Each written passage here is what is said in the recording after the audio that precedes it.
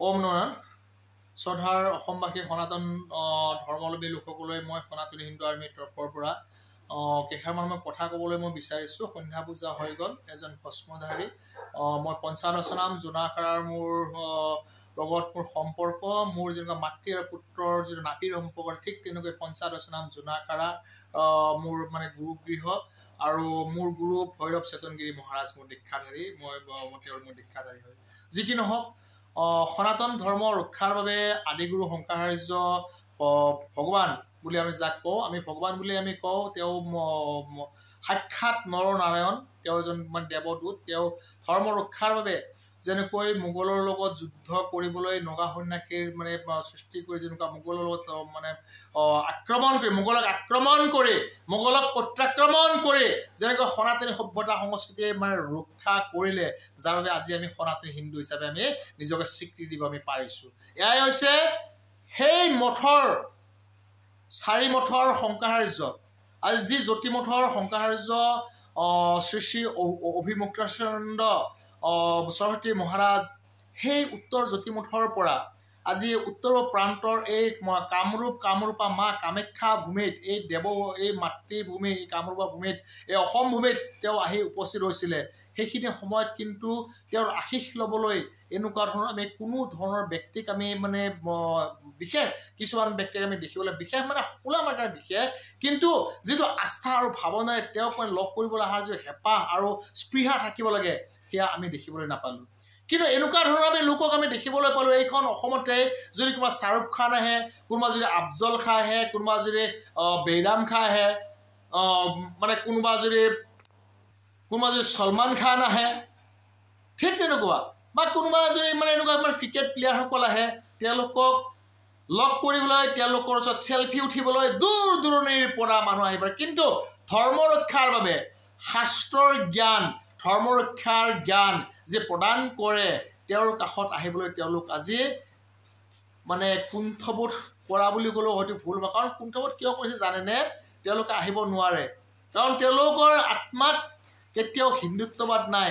যি সি ৰাজনৈতিক নেতাই হওক, চাই পালি নেতাই হওক, কোনোবা মন্ত্ৰী হওক, কোনোবা বিধায়ক হওক, আহিব যিসকলৰ লগত তেওঁলোকৰ এনেকুৱা এটা সম্পৰ্ক আছে, যিসকলে ধৰ্মৰ নামত কোনোবা ধুগিবাজি কৰিছে, তেওঁলোকৰ ওচৰত তেওঁলোকে আহিব পাৰে। এনেকুৱা বহুত লোক আমি দেখিবলৈ পাইছোঁ, শুনিছোঁ।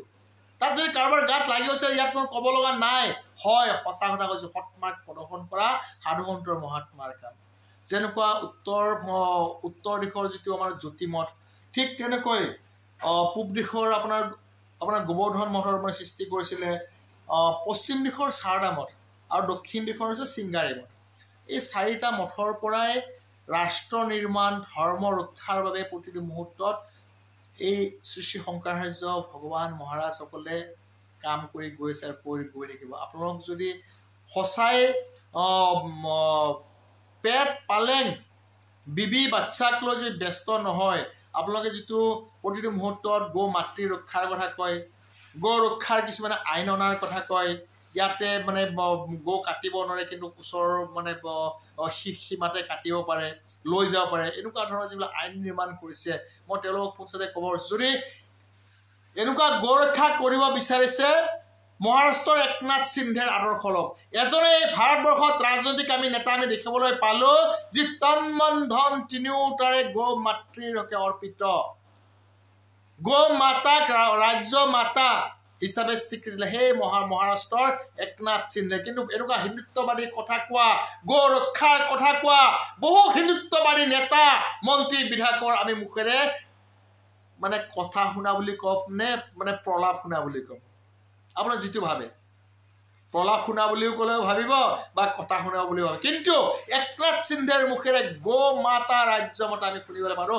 এজনেই সিংহ পুৰুষ আছে ভাৰতবৰ্ষত, এজনেই সনাতনী হিন্দু আছে, যিয়ে গৌ মাতৃক ৰাজ্য মাতা হিচাপে স্বীকৃতি মানে প্ৰদান কৰিব পাৰিছে। আপুনি যদি পাৰে কৰকচোন, চাওক। প্ৰতিখন ৰাজ্যৰে মই মুখ্যমন্ত্ৰীসকলক মই আহ্বান কৰিছোঁ, যদি পাৰে একনাথ সিন্ধেৰ দৰে কৰি চাওক, মই তাৰে মই কামনা কৰিছোঁ। জয় শ্ৰীৰাম, জয় হিন্দু, জয় আই অসম।